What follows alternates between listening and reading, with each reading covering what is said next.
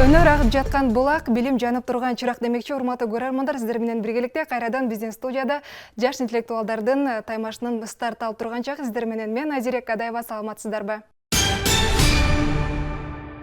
Мына ошентип биздин жалпы жаш таймаш интеллектуалдык оюнубуздун жарым финалынын экинчи оюну старт алып турган чагы. Бүгүн биздин студияда жаңы дем жана ошондой эле жетиген командалары атсалышат. Алар менен тааныша кетсек, анда жетиген командасы өзүңүздөрдү тааныштырып кетсеңиздер.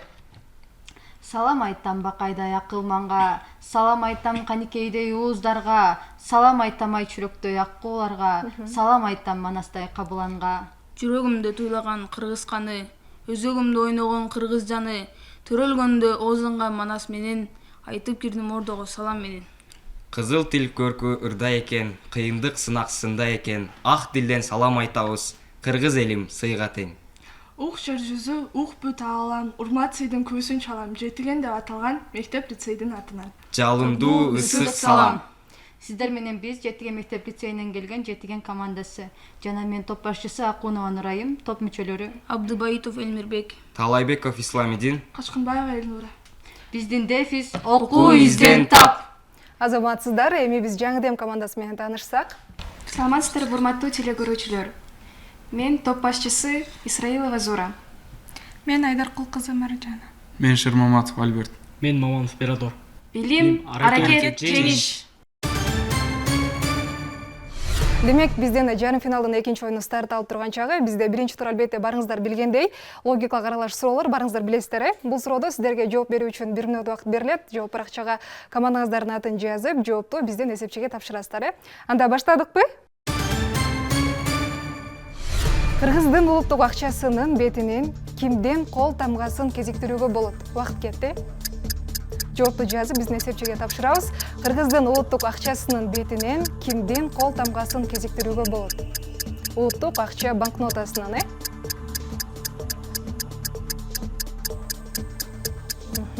Кыргыздын улуттук акчасынын бетинен кимден кол тамгасын кезиктирүүгө болот? Азаматсыздар, бизде эки команда тең убакыттан мурда жооп берди. Биз жетиген командасынан сурап көрөлүчү, эмне деп жооп жаздыңыздар? Төраганын колун кезиктирүү болот. Төраганын дедиңиздер. Жаңы дем командасы? Биз дагы төрага деп жаздык. Төраганын кол тамгасын дедиңиздер. Бизде туура жооп албетте улуттук банктын төрагасынын болчу. Азаматсыздар, бизде экинчи суроо. Ал дүйнө жүзүнө таанымал француз модели болчу. 20-кылымда ал Европа модасына абдан чоң таасир тийгизген. Айымдарга кыска чач коюуну дагы ушул адам үйрөткөн деп жүрүшөт. Анын аты ким? Убакыт кетти. Жооп баракчасына жазабыз. Дүйнө жүзүнө таанымал француз модели. 20-кылымда ал Европа модасына абдан чоң таасир тийгизген. Айымдарга кыска чач коюуну дагы ушул адам үйрөткөн деп жүрүшөт. Анын аты ким? Демек, бизде биринчилерден болуп жооп берген жаңы дем командасына сурап көрөлүчү, эмне деп жаздыңыздар? Мерлин Монро дедик.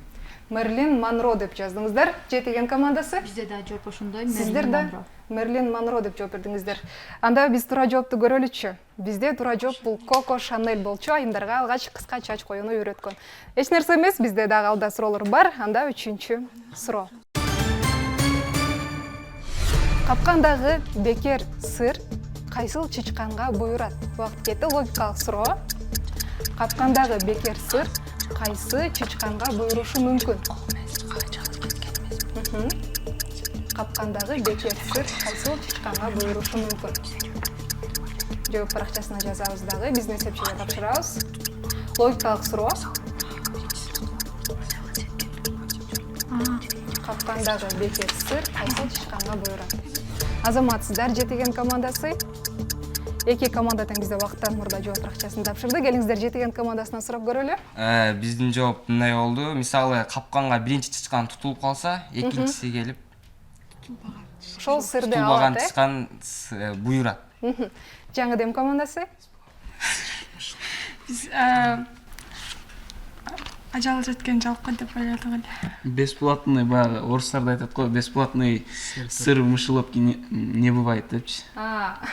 Келиңиздер, анда биз туура жоопту көрөбүз. Бизде туура жооп албетте экинчи келген чычканга буйрат болчу. Анткени биринчиси албетте капканга түшүп калат. Азаматсыздар, жетиген командасы. Бизде 4-сүрөө.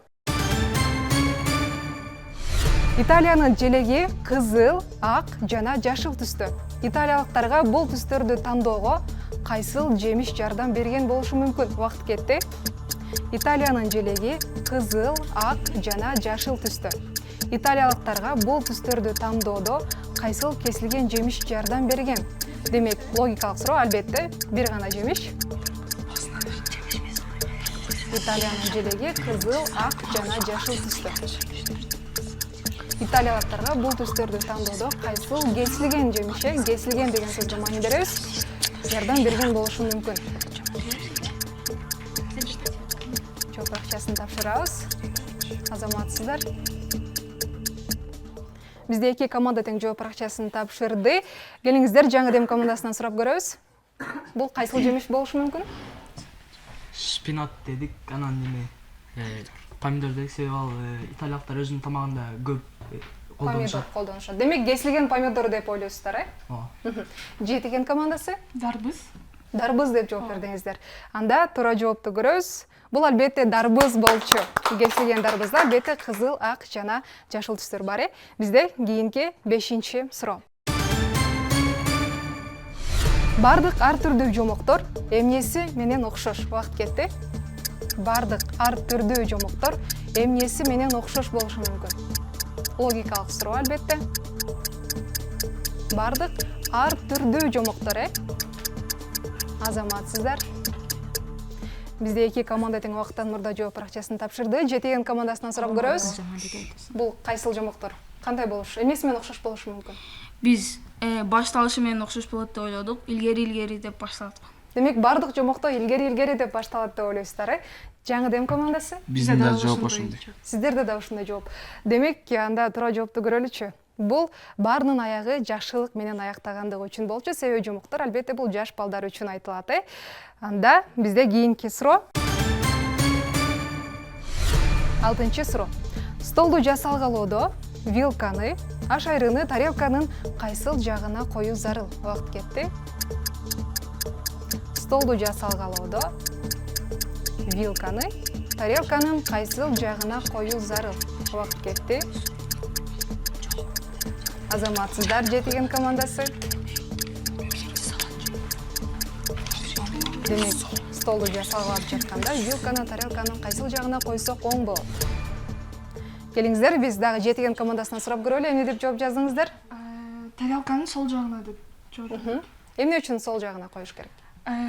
Вилка менен бычак дайыма бир тарапта, сол жакта болот. Сервистер. Жаңы дем командасы? Биз дагы сол деген болчубуз. Сол деп жооп бердиңиздер. Бизде туура жооп албетте сол жагына. Албетте, себеби биз бычакты оң колубуз менен кармап, сол колго вилканы алып сайып жейбиз. Бизде 7-чи суроо.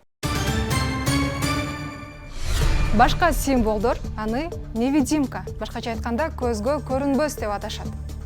Эмнени? Убакыт кетти. Демек, бул суроо информатикага жакын десек болот. Башка символдор аны невидимка, көзгө көрүнбөс деп аташат. Эмнени мынтип аташы мүмкүн? Көз алдыбызга информатика сабагын келтиребиз. Башка символдор аны невидимка, көзгө көрүнбөс деп аташат. Эмнени? Азаматсыздар, командалар, убакыттан мурда жооп бердиңиздер. Келиңиздер, биз жаңы дем командасынан сурап көрөлү. Эмнени мынтип аташы мүмкүн? Биздин жооп аралык же болбосо орусча айтканда пробел.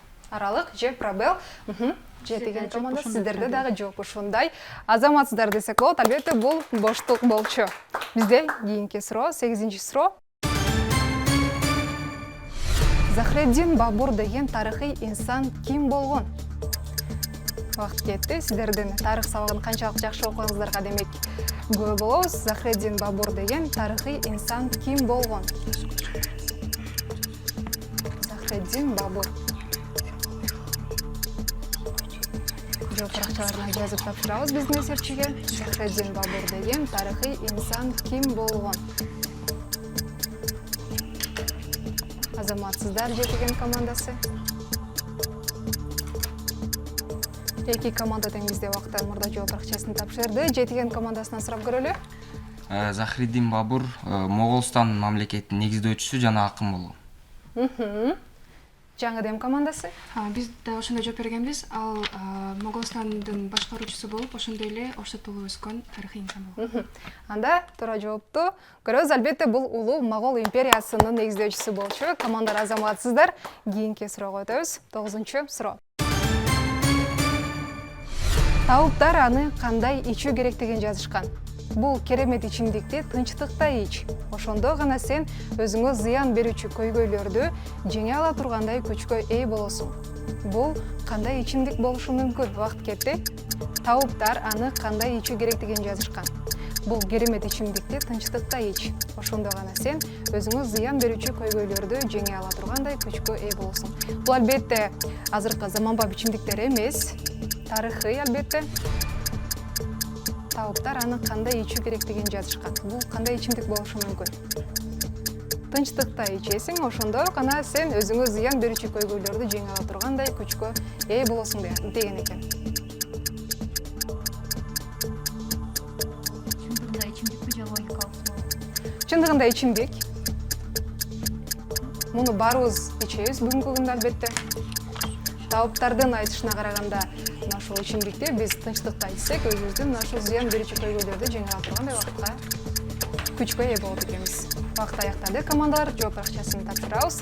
Келиңиздер, биз бул ирет Жаңы Дем командасынан сурап көрөлү. Эмне деп жооп бердиңиздер? Биз суу деп айттык. Жөнөкөй эле суу деп жооп бердиңиздер. Биздин оюбузча бул кофе деп жооп бердик. Кофе деп жооп бердиңиздер. Демек тауптардын айтышы боюнча бул тынчтыкта иче турган ичимдик кайсыл экен? Биз жооптон көрөбүз. Бул албетте чай болчу, урматтуу катышуучулар. Бизде биринчи турдун акыркы суроосу көңүл бурабыз. Бочка суусу менен 50 килограмм. Ал 15 килограмм болуп калуусу үчүн ага эмне кошуу керек? Логикалык суроо, убакыт кетти. Жооп жазабыз. Демек, бочка суусу менен 50 килограмм. Ал 15 килограмм болуп калуусу үчүн ага эмне кошуу керек? Логикалык суроо. Жооп жазабыз. Демек, суусу менен 50 килограммды түзөт экен, Ал 15 килограмм болуп калуусу үчүн биз ага эмне кошушубуз мүмкүн? Демек, азайтыш үчүн эмне кошо алабыз?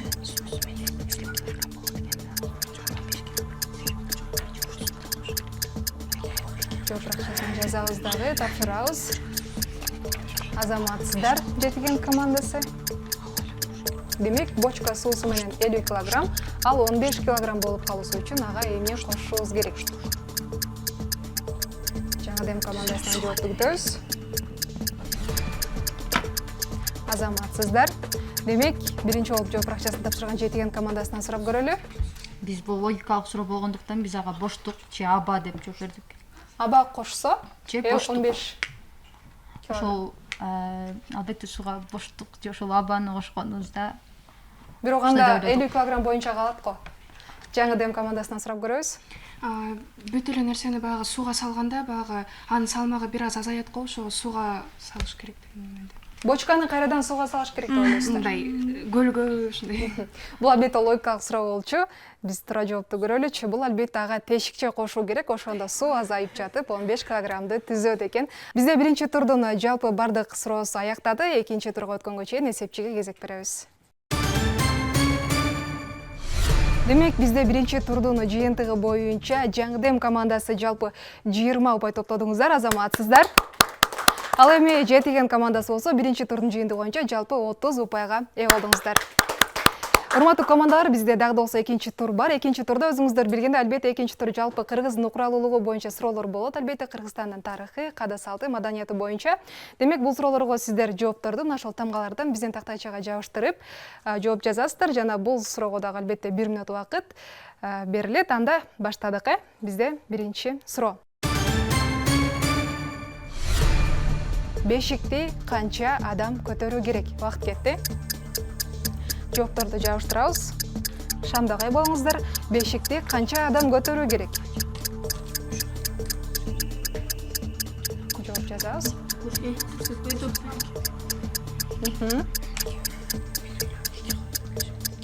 Бешикти канча адам көтөрүү керек? Сиздерде убакыт бар дагы да.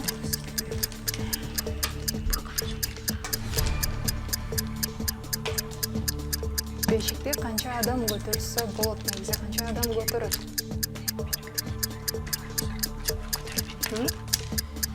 Жооп жазып бүткөн болсоңуздар даярбыз деп көрсөтө берсеңиздер болот. Эки команда тең даяр, көрсөтөбүз. Азаматсыздар.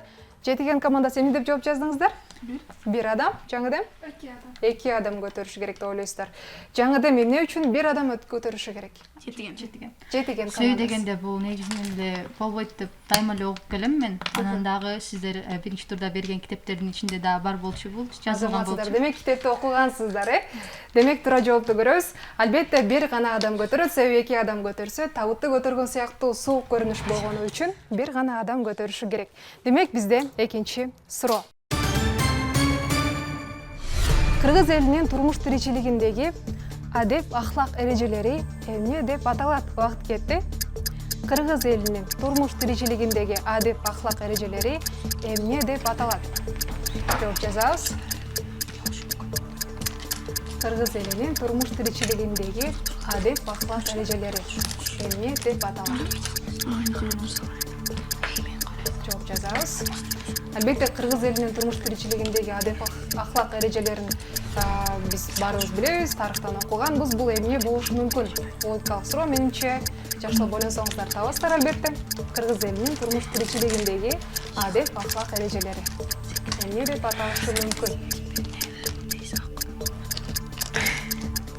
Жооп жазабыз. Кыргыз элинин турмуш тиричилигиндеги адеп ахлак эрежелери эмне деп аталышы мүмкүн?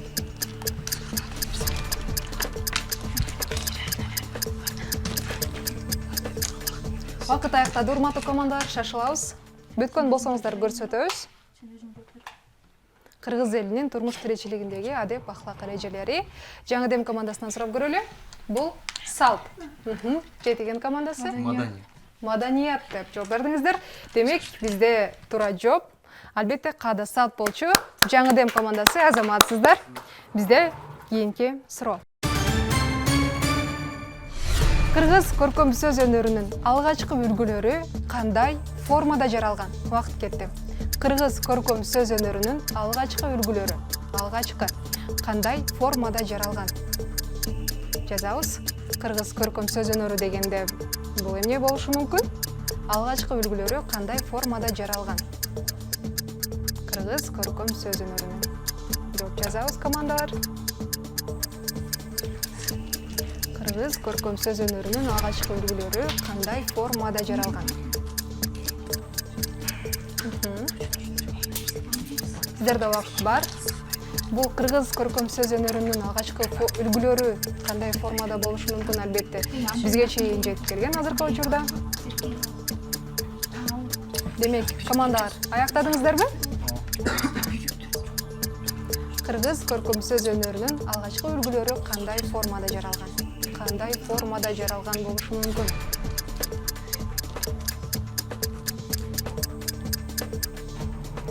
Азаматсыздар, командалар, жетиген командасынан сурап көрөбүз. Биз ооз-2 формада жазылган деп. Алгачкы формалары ооз-2 деп. Жаңыдем командасы? Биз дагы ооз-2 деп жооп бердиңиздер. Туура жооп. Албетте ооз-2 формада. Азаматсыздар, бизде кийинки суроо. Мойнуна асып, жөө көтөрүп урууга же аттын үстүндө жүрүп урууга ыңгайлашкан куру бар урма аспап бул эмне деп аталат? Убакыт кетти.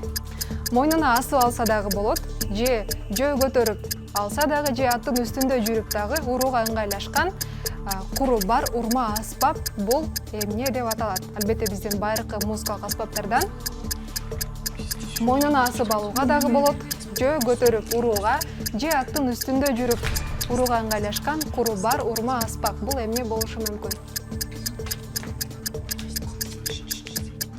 Албетте кыргыздын байыркы музыкалык аспаптарынан бул кайсыл аспап? Мойнуна асып алса дагы болот, же жөө көтөрүп урууга дагы болот, жана ошондой эле аттын үстүндө жүрүп урууга дагы ыңгайлашкан куру бар урма аспап. Аяктадыңыздарбы? Көрсөтөбүз, келиңиздер. Жаңыдем командасы эмне деп жооп жаздыңыздар? Камчы. Жетиген командасы? Добул бас деп жооп бердиңиздер. Камчы, биз бул жерде музыкалык аспапты жатабыз. Демек, туура жооп көрөбүз. Бул албетте нагара аспабы болчу. Нагараны биз мойнубузга асып алсак дагы болот, жана ошондой эле көтөрүп алууга дагы ыңгайлашкан. Демек, бизде кийинки суроо. Туюк жагы аттын куйругу астына келип, эки бөлөк жагы соорудан кайчылашып, учу ээрдин арткы чагарактарына же куткунуна бекитилүүчү өрмө же катталган кайыш бул эмне деп аталат? Ат жабдыктарын эске алабыз. Бул тагыраак айтканда кайсыл ат жабдыгы? Туюк жагы аттын куйругу астына келип, эки бөлөк жагы соорудан кайчылашып, учу ээрдин арткы чагарактарына же куткунуна бекитилүүчү өрмө же катталган кайыш. Бул кайсыл ат жабдыгы? Жооп жазабыз. Туюк жагы аттын куйругу астына келип, эки бөлөк жагы соорудан кайчылашып, учу ээрдин арткы чагарактарына же куткунуна бекитилүүчү өрмө же катталган кайыш. Бул кайсыл ат жабдыгы болушу мүмкүн? Жооп жазабыз. Бүтүңүздөрбү? Көрсөтөбүз, келиңиздер. Жетиген командасы эмне деп жооп жаздыңыздар? Ооздурук деп жооп бердиңиздер. Жаңыдем? Коюшкан деп жооп бердиңиздер.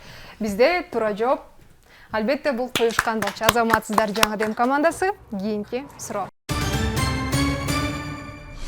Эчкинин же кийиктин туюк сыйрылып алынган чылгый терисинен жасалып, кымыз, айран, сүзмө коюучу же ун талкан таруу салынуучу идиш бул эмне деп аталат?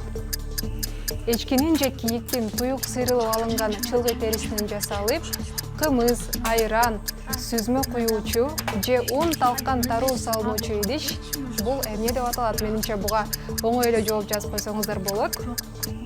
Барыңыздар билесиздер. Эчкинин же кийиктин туюк сыйрылып алынган чылгый терисинен жасалып, кымыз, айран, сүзмө же ун талкан таруу салынуучу идиш бул кайсыл идиш? Жооп жазып бүтүңүздөрбү? Көрсөтөбүз, келиңиздер. Жаңыдем командасы. Демек, жетиген командасы эмне деп жооп жаздыңыздар? Чанач. Жаңыдем? Көкөр деп жооп бердиңиздер. Бизде туура жооп бул чанач болчу. Көкөр бул кичинекей гана колго көтөрө турчу идиш болот. Демек, бизде кийинки суроо. Алгыр куштардын көзүн жаап коюучу тоголок тарткан булгары бөрк бул эмне деп аталат? Алгыр куштардын, бүркүттөрдүн деп койсок болот, көзүн жаап коюучу тоголок тарткан булгары бөрк бул эмне деп аталат? Жооп жазабыз. Алгыр куштардын, башкача айтканда, бүркүт болсун, көзүн жаап коюучу тоголок тарткан булгары бөрк бул эмне деп аталат?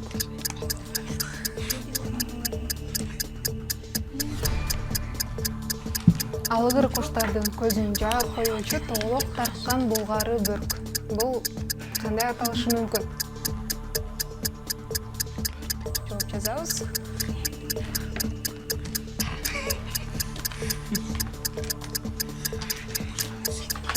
Алгыр куштардын көзүн жаап коюучу тоголок тарткан булгары бөрк. Менимче кыргыз тили, адабияты жана ошондой эле тарых сабактарын окуган болсоңуздар албетте билесиздер. Бүттүңүздөрбү? Көрсөтөбүз, келгиле командалар. Жетиген командасы. Азаматсыздар, жаңыдем эмне деп жооп жаздыңыздар? Бөрк деп жооп жаздыңыздар. Жетиген командасы. Көзөнөк. Көзөнөк деп жооп жаздыңыздар. Демек, бизде туура жооп бул томого болчу. Урматтуу катышуучулар, анда кийинки суроого өтөбүз. Манастын тулпары Аккула, Алмамбеттин аты болсо Сарала, анда Курманбектин атынын аталышы кандай эле? Убакыт кетти. Манастын тулпары Аккула, Алмамбеттин атынын аталышы Сарала, анда Курманбектин атынын аты кандай болгон? Жооп жазабыз. Манастын тулпары Аккула албетте, Алмамбеттики болсо Сарала, анда Курманбектин атынын аталышы кандай болгон? Жооп жазабыз. Алдыда дагы эки суроо бар. Эки суроодон кийин биз экинчи турдо жыйынтыктайбыз. Манастын тулпары Аккула, Алманбеттин аты Сарала, анда Курманбектин атынын аталышы кандай? Жооп жазабыз. Эгер да жооп жок болсо командалар, сиздер жооп жок деп айтып койсоңуздар дагы болот. Командалар бүткөн болсоңуздар көрсөтөбүз.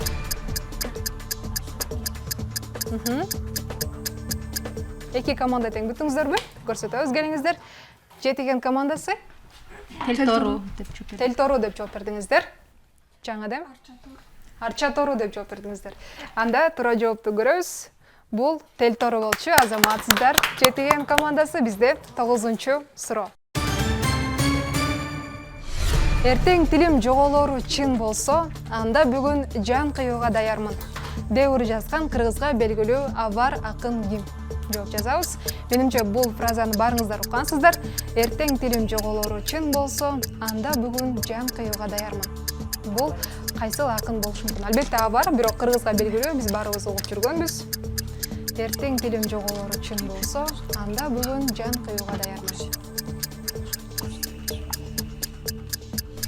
Дал ушул ыр жазган кыргызга белгилүү абар акын ким болушу мүмкүн? Эртең тилим жоголору чын болсо, анда бүгүн жан кыюуга даярмын. 9-чу суроо, бизде алдыда дагы бир суроо бар. Эртең тилим жоголору чын болсо, анда бүгүн жан кыюуга даярмын. Бул кайсыл акын болушу мүмкүн?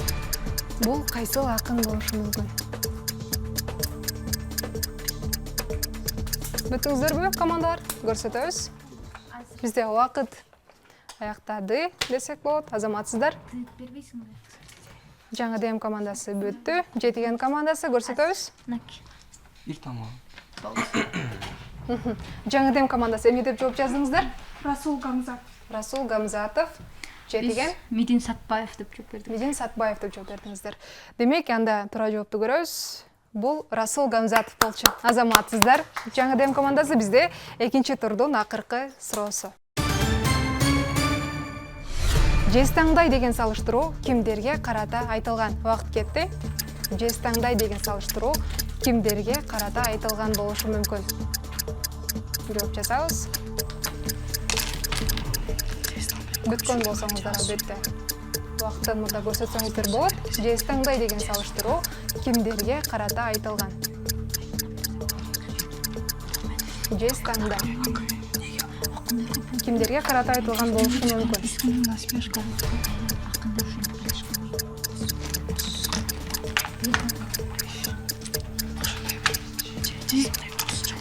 Жез таңдай деген салыштыруу кимдерге карата айтылган болушу мүмкүн? Албетте адабият сабагынан барыңыздар уккансыздар бул сөздү. Жез таңдай деген салыштыруу кимдерге карата айтылган?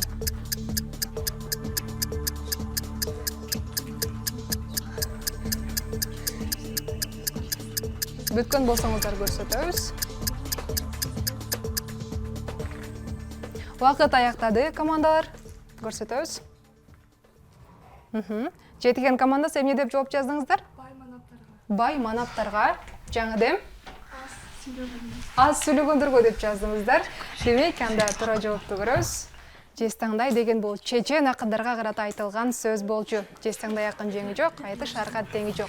Демек, бул чечендерге десек болот, Азаматсыздар. Бизде 2-чи тур дагы аяктады, демек кезекти эсептөөгө беребиз.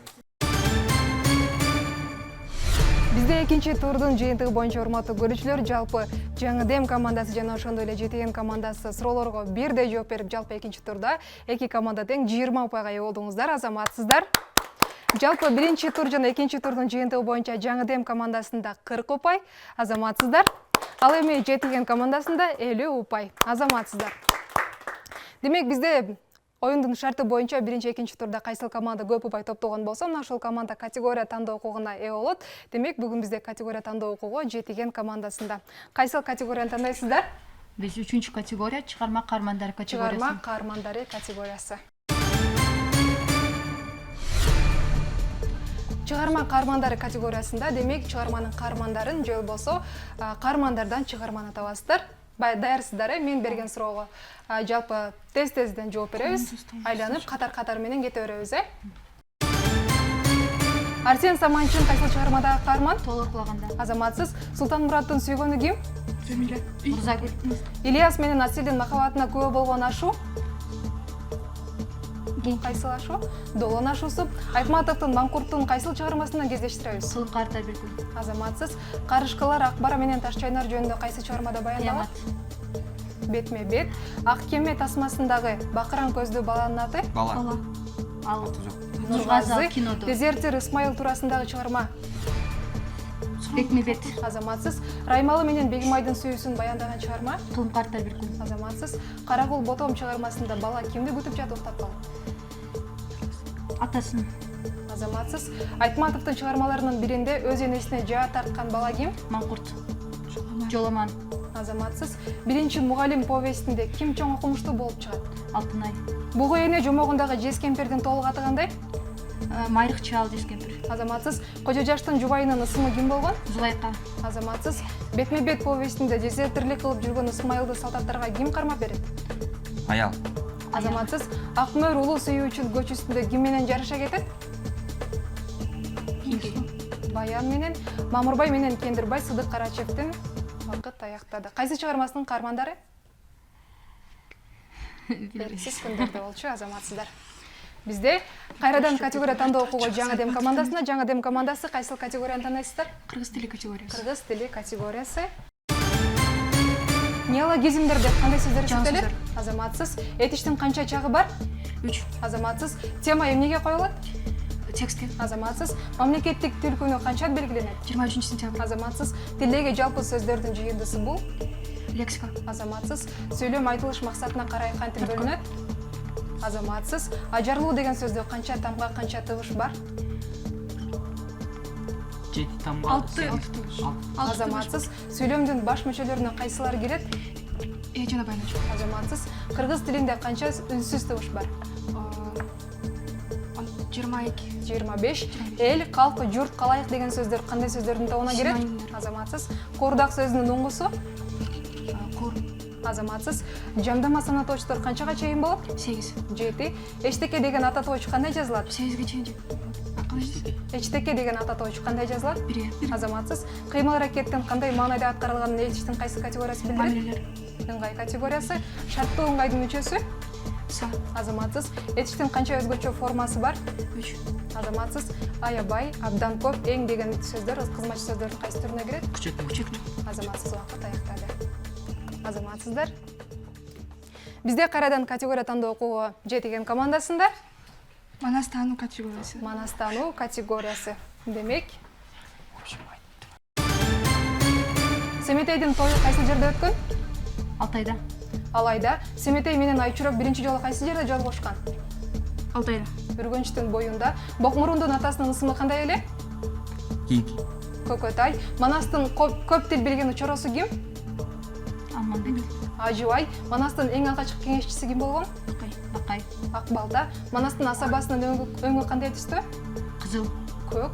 Азыркы Манас району кайсы облустун карамагына кирет? Азаматсыз. Манас эпосунда Коңурбайдын минген аты кандайча аталат? Алгара. Алманбек Кытайдан эмне үчүн качып келген? Атасынын кыстоосунан алган. Атасын өлтүрүп койгондугу үчүн. Канкей жөнүндө Манаска эң алгач ким айтып берет? Тагасы. Ким? Тагасы. Чубак айтып берет. Манастын эң алгачкы эрдиги кайсы болот? 12 жашында. Кытайга. Ал Азаматсыз. Бокмурун эмне үчүн Көкөтөйдүн ашына Манасты чакырбай койгон? Көралбастык кылып, Кошойдун байбичесинин аты ким болгон? Аруке. Азаматсыздар. Демек, бизде категория турунда жаңы дем командасы үчүн бизде макал лакаптар категориясы калды. Демек, даярсыздар, Адам өлбөсө айыл башы, соодагер өлбөсө Кеңге. кербен башы. Адам темирден катуу, эмнеден назик? Көңүлдөн. Гүлдөн назик. Адамдын бири тентек, бири жөнтөк, бири эпчил, бири Тентек. кекчил. Алтын дат болбойт, жакшы. Жак болду. Азаматсыз. Араң турган кез эле чыгып кетти өзү эле, айтылбай турган сөз эле Чыгып кетти өзү эле. айтылып кетти өзү эле. Азаматсыз. Ат ооногон жерде түк калат, айран төгүлгөн жерде Сөз. Жүк қалады. Аттың сыры эсине маалым, кыздын сыры энесине төркүнгө маалым. Ачка киши урушчак, арык киши азаматсыз. Аш көп болсо, эмне көп? Сөз көп. Каада көп. Байга бар дүйнө, жокко жок тар дүйнө. Бак конор адамдын уулу эптүү, кызы көрктүү болот. Бала жакшысы атанын даңкы, кыз жакшысы эненин баары азаматсыз. Баш аманда мал таттуу, баш ооруса жан таттуу азаматсыз. Бекерчиден безе кач, ушакчыдан койчо кач. Бир карынмайды, мышык неме бир карынмайды, бир кумалак чертет болчу азаматсыздар. Бизде убакыт аяктады. Демек бизде 3-чү тур аяктады, кезекте эсептөөгө беребиз. 3-чү тур категориялардын жыйынтыгы боюнча бизде жалпы жыйынтыкта 13 суроого туура жооп берип жетиген командасы 65 упайга болдуңуздар, азаматсыздар. Ал эми 3-чү турда категорияларда 2 категорияны тандап аларга мыкты жооп берип, жаңы Дем командасы жалпы 100 упайга болдуңуздар, азаматсыздар. Демек, 1-чи, 2-чи, 3-чү турдун жыйынтыгын мен жалпы айта кетсем, жалпы жыйынтык боюнча жаңы Дем командасы сиздерде 140 упай, азаматсыздар. Ал эми жетиген командасында 115 упай, азаматсыздар. Бизде оюндун акыркы туру, албетте бул жерде капитандар таймашат. Капитандар болсо дал ушул ортодо турган жеңгө мунарасынан тактачалардагы сандары менен суруу алып, ошол сандарга чыккан суроолорго жооп берет. Ал суроолорго албетте 5 упайдан берилет. Жана ошондой эле кайсыл капитан команда тактачаны суруп жатып жыгытып алган болсо, каршылаш командага 20 кошумча упай берилет. Демек, даярсыздар, Анда капитан командарды ортого чакырабыз. Келиңиздер. Демек, командар алдыңыздарда мына ошол жеңгө мунарасы турат. Бул жерде мына ошол сандарга карап тактачаны сурап аласыздар дагы. Азыркы кубиктерди биринчи таштайсыздар. Кимдин кубигинде кайсыл цифра чоң келсе, ошол команда капитаны баштайт. Демек, даярсыздарбы? Таштайбыз анда. 15 жана 49. Демек, жаңы Дем командасы 49-чу цифраны аласыз.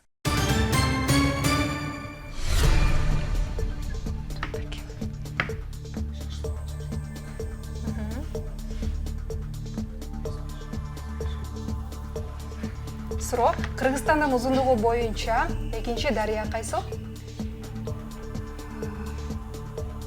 Узундугу боюнча экинчи дарыя Кыргызстандагы. экинчиси Бул кайсыл болушу мүмкүн? Убакыт. Чүй, азаматсыз жетиген командасы 15-чи тактачаны чыгарабыз. Азаматсыз сизге суроо, Бранденбург дарыясын кайсыл жерден көрсөк болот? Жооп болсо, жооп деп айтып койсоңуз болот. Демек, жооп жок. Бул Россия болчу. Демек, кайрадан таштайбыз. 43 жана 34.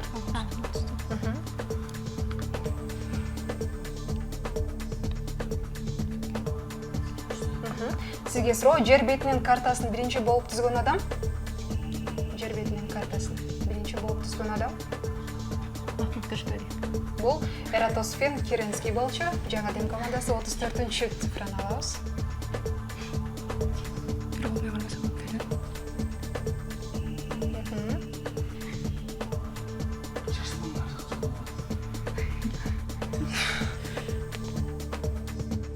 Жылган тактачаларды кайра оңдобойбуз. Бир колдоп болушунча бир колдоп алган аракет кылабыз.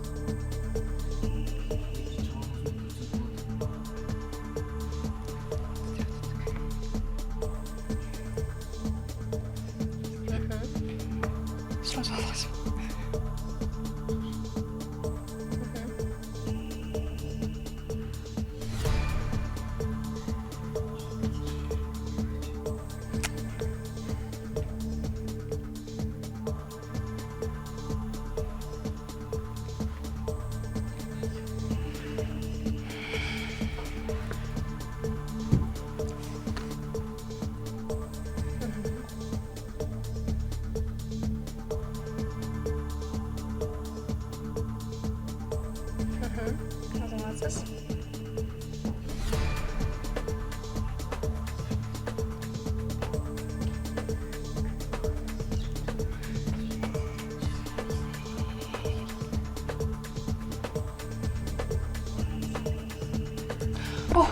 Азаматсыз. Сізге сұрау.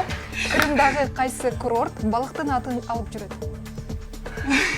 Крымдағы қайсы курорт, салып жүреді, беті балықтың атын алып жүреді. Бұл қайсы балықтың атын алып жүрші мүмкін? Жоқ болса. Сом, карп. Судак болчу. Кейінгі команда.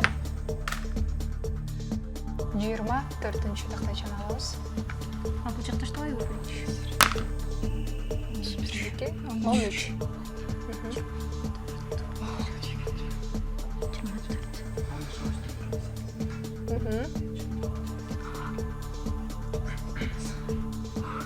Шахматты дүние жүзінде қайсыл өлкө ойлап тапқан? Шахматты дүние жүзінде қайсыл өлкө ойлап тапқан? Бұл қайсыл болушы мүмкін? Жоқ болса өткөрөбүз. Бұл Индия болчу. Жаңадан командасы 13-ші тақтайшаны алабыз.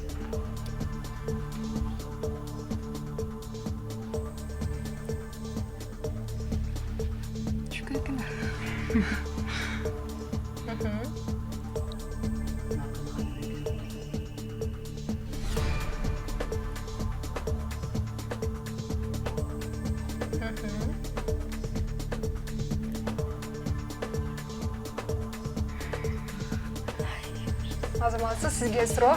Бұл өлкөні Башкиімдің атымен аташады. Қайсыл өлкө? Башкиімдің атымен. Бұл Панама болчу. Жетеген командасы. Қайрадан таштайбыз. 31 башынан таштайбыз.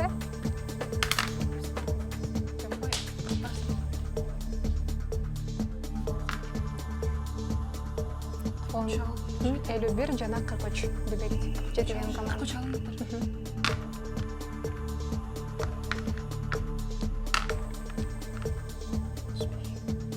35 жана 51. Азаматсыз. Сізге сұрау, эркиндик статуясы қайсы өлкөгө көрік беріп тұрады? Эркиндик статуясы. Өлкө. Қайсы өлкө? Азаматсыз. Жаңадан командасы.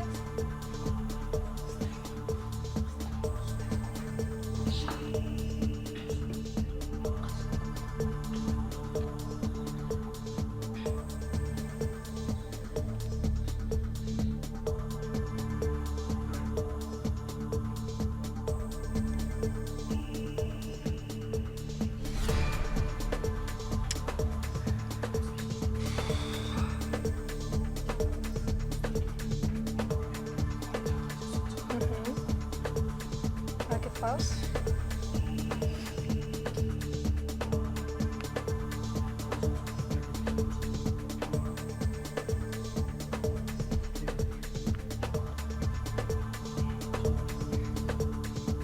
Что?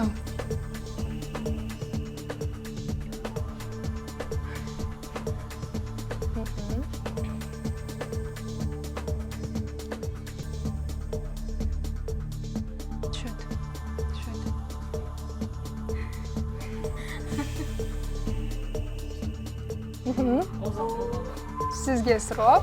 Қайсыл дария А тамғасынан Я тамғасына чейін созылады? Аталышы. Амазония. Амазонка. А тамғасынан Я тамғасына чейін созылған дарияның аталышы. Амазония десек болады? Жоқ. Амазонка. Бірақ бұл А тамғасынан Я тамғасына чейін. Аравия. Жоқ. Жоқ болса өткөрөбүз. Ооба, бул дарыянын аталышы. Жоқ, ай. Аму дария болчу. Аму дария. 53. Таштайбыз.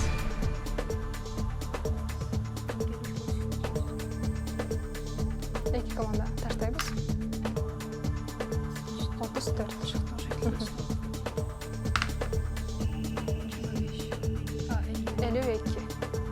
53 жана 52-нчи тактайлар.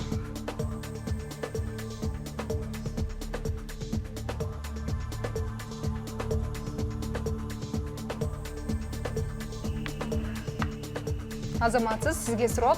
Кайсы арал аягындагы бир тамганын бир тамганы жоготуп койсо геометриялык фигура болуп калат. Кайсыл аралдын аягындагы бир тамганы жоготуп койсо, бул геометриялык фигура болуп калат. Азаматсыз. Жаңы дем командасы.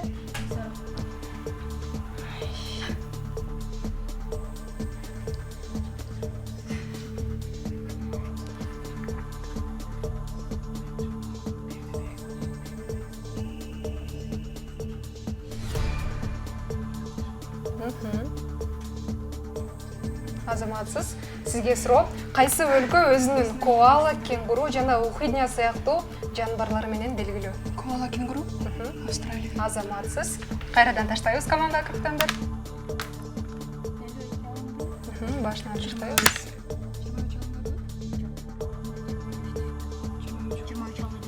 23 жана 25. Азаматсыз. Сизге суроо, география илим катары кайсы өлкөдө пайда болгон? География илим катары кайсы өлкөдө пайда болгон? Жооп жок болсо өткөрөбүз. Бул кайсы өлкө? Греция. Азаматсыз. Жаңы командасы.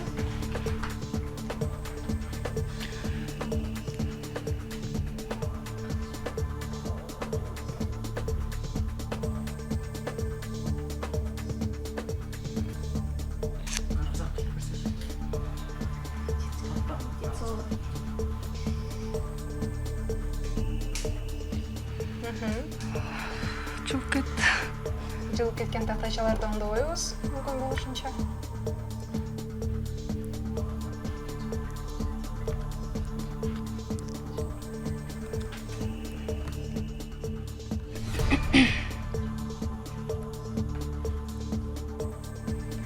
Бир голдо бар кетип калабыз. Айта союн.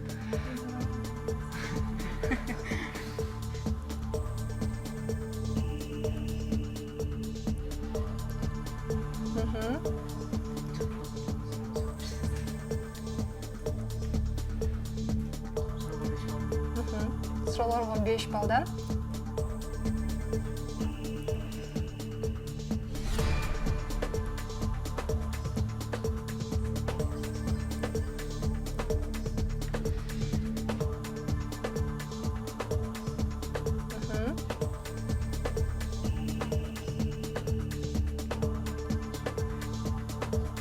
Азаматсыз. Сизге суроо, оңой суроо. Жердин кичирейтилген моделине эмне деп айтабыз? Глобус. Азаматсыз. Башынан таштайбыз. 12 жана 56, башынан таштайбыз 56. 46. 46 жана 12.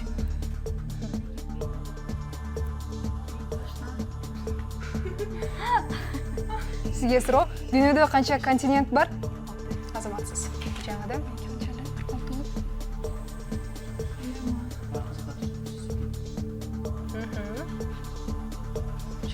Жер суу аттарын кайсыл илим изилдейт? Топонимика. Азаматсыз. Кайрадан таштайбыз. Сиздер жыгытканга чейин. Башынан таштайбыз. 44. Экөөбүз тең бар. Башынан таштайбыз. Сиз башынан таштайбыз. 64 башынан. 43. 34. Башынан. 51. 44 жана 51.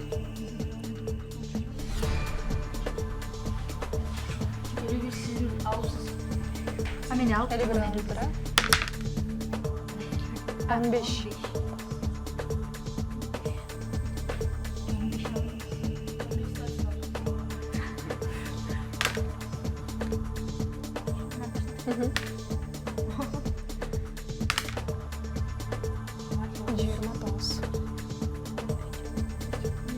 Тактагыз.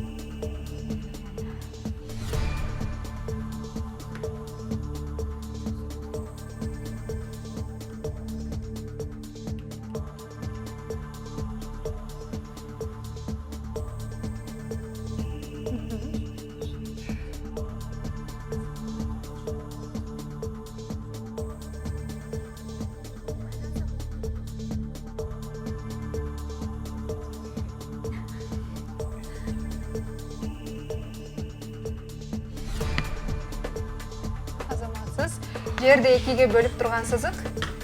Экватор. Азаматсыз. Жетиген командасы сизге 29. Эң көп жаңгак багын Кыргызстандын кайсыл токойдон кезиштирүүгө болот? Азаматсыз. Кайрадан баштайбыз. 36, 24.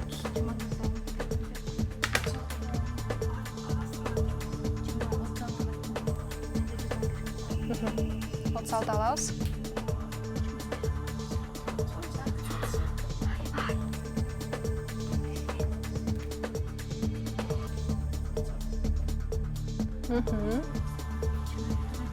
Суроо.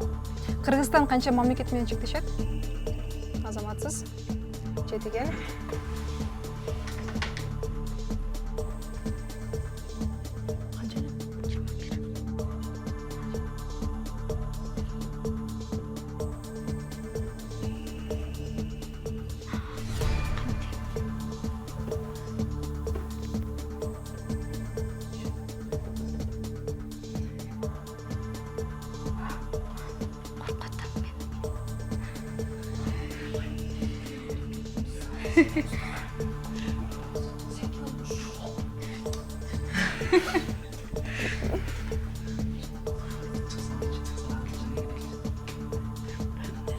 Азаматсыз.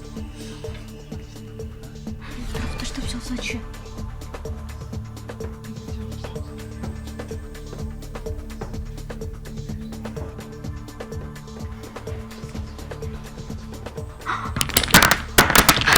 Район жыйынтык калды, азаматсыздар.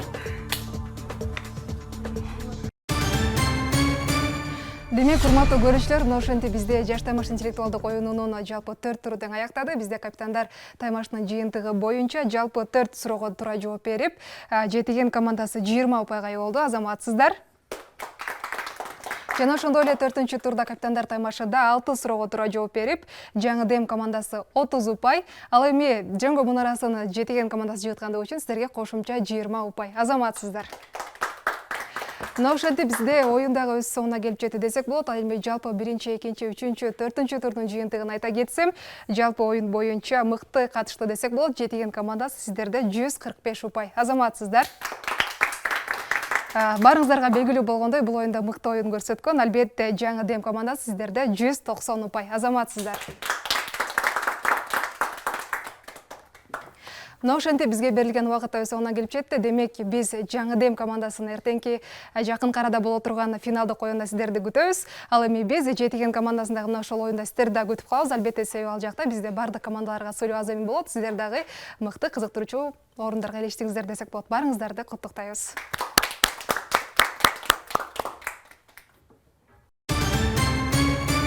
Биздин көрөрмандарга, ошондой эле биздин даярдап келген мугалимдерибизге, жалпы мектепке салам жолдоо менен өзүбүздүн ыраазычылыгыбызды билдиребиз. Оюн чындыгында буга чейинки 1-чи турга караганда өтө кызык болду. Айрыкча капитандар таймашында аябай мен үчүн мындай жаңы бир жаңы сезимдер болду. Жаңы мындай буга чейин ойноп көрбөгөндүктөн мага аябай жакты. Бүгүнкү бизге ушул оюнду уюштуруп берген Ош Фильм телеканалына аябай ыраазычылыгыбызды билдиребиз.